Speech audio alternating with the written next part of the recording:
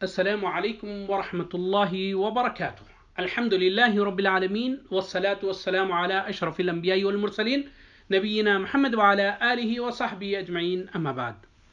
محترم سامعین، پچھلے درس میں نے آپ کے سامنے ان لوگوں کا تذکرہ کیا تھا جن کو شریعت نے روزے چھوڑنے کی اجازت دی ہے۔ آج کے درس میں آپ کے سامنے روزوں کی قضا کے مسائل بیان کروں گا۔ روزوں کی قضا کب واجب ہے؟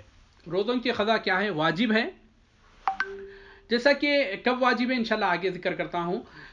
وہ تو واضح ہے کہ یہ رمضان کے بعد ہی اس کی قضا ہوگی، لیکن روزے کی قضا واجب ہے، یہ تو ضروری ہے اس کو ادا کرنا۔ جس طرح رمضان کے روزے واجب ہیں، اسی طرح شرعی عذر کی وجہ سے جو روزے رہ جائیں گے ان کی قضا بھی واجب ہوگی۔ اللہ تعالیٰ کا ارشاد ہے سورہ بقرہ کی آیت نمبر 184 میں 184 میں کہ فَمَنْ كَانَ مِنْكُمْ مَرِيضًا أَوْ عَلَى سَفَرٍ فَعِدَّةٌ مِّنْ أَيَّامٍ أُخَرَ، جو شخص تم میں سے کیا ہے بیمار ہو یا سفر پر ہو تو رمضان میں روزے چھوڑ سکتا ہے اور بعد والے دنوں میں گنتی پوری کر لے۔ اسی طرح ہم کو ام المؤمنین صدیقہ بنت صدیق عائشہ رضی اللہ تعالی عنہا کا قول بھی آپ کے سامنے میں نے ذکر کیا پچھلے درس میں کہ ہمیں قضا کا حکم دیا جاتا تھا کہ ہم جو روزے ہمارے چھوٹ گئے تھے رمضان میں اس کی قضا پوری کر دیں۔ محترم سامعین، یہاں ایک مسئلہ یہ سمجھنا یہ ہے کہ قضا میں تاخیر بھی کی جا سکتی ہے۔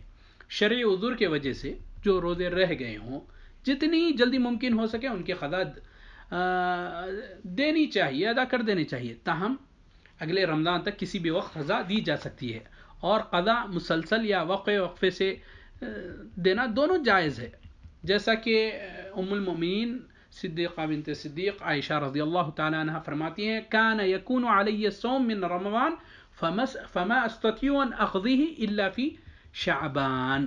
صحیح بخاری کی روایت ہے، دیکھیے یہ کہ میں کیا ہے میرے روزے جو رمضان کے تھے وہ چھوٹ جاتے تھے، وہ باقی رہتے تھے، میں اس کو شعبان ہی میں اس کو پورا کرتی تھی۔ اس کی قضا کب ہوتی تھی؟ شعبان ہی میں قضا اس کی ہوتی تھی۔ تو یہاں اس بات سے معلوم ہوا اس حدیث سے، حضرت عائشہ رضی اللہ تعالی عنہا کے قول سے، کہ قضا جو رمضان کے روزوں کی قضا وہ آپ سال بھر میں کبھی بھی ادا کر سکتے ہیں۔ تیسرا یہ ہے کہ میت کی طرف سے جو روزوں کی قضا ہے کہ کوئی شخص اگر رمضان میں بیمار ہوا اور روزہ نہ رکھ سکا ہو یا سفر کی وجہ سے روزے رہ گئے ہو، پھر رمضان کے بعد اس روزوں کی قضا کا موقع بھی مل گیا لیکن اس پر سستی چھائی رہی اور روزہ کیا ہے پورے کیے بغیر ہی فوت ہو گیا، تو اس کا وارث جو ہے اس کی طرف سے روزہ رکھے گا۔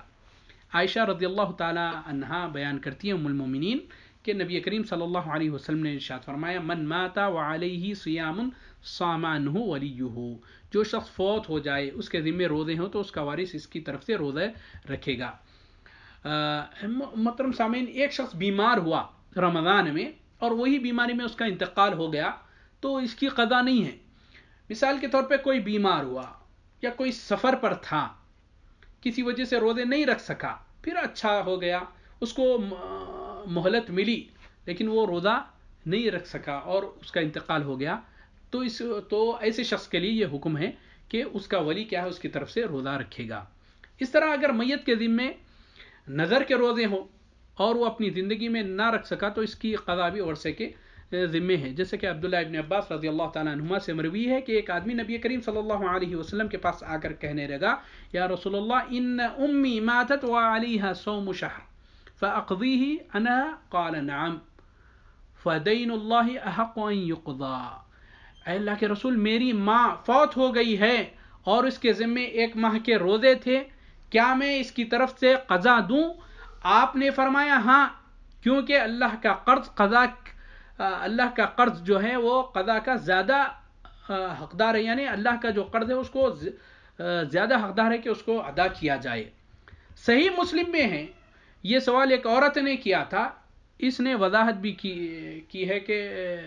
تھی کہ میری ماں پر نظر کے روزے تھے۔ صحیح مسلم میں کسی خاتون کے ذریعے یہ روایت موجود ہے، صحابیہ کے ذریعے۔ تو یہ چند مسائل تھے جو رمضان کے روزوں کے قضا کے تعلق سے تھے، تو جو ہم تمام کو جاننا ضروری ہے. اللہ تعالیٰ سے دعا ہے کہ اللہ تعالیٰ ہم تمام کو کتاب و سنت پر تا دم حیات عمل پیرا ہونے کی توفیق عنایت فرمائے. والسلام علیکم ورحمۃ اللہ وبرکاتہ.